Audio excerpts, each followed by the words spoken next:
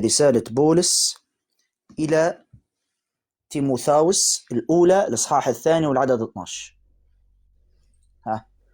يقول: ولكن لست آذن للمرأة أن تعلم ولا تتسلط على الرجل، بل تكون في سكوت،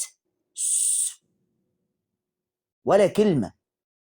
يعني زي خير الله أفضل من كتابك سمح لك تتكلمي، كتابك قال لك كوني في سكوت.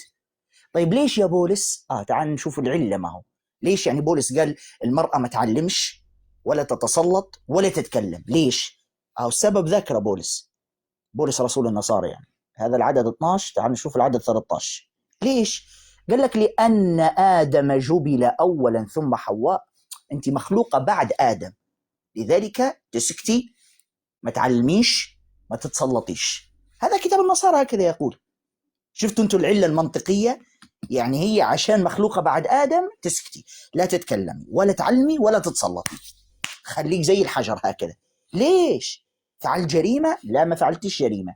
جريمتك انك انت خلقتي بعد آدم، فخليكي ساكتة. هذا هو الموضوع.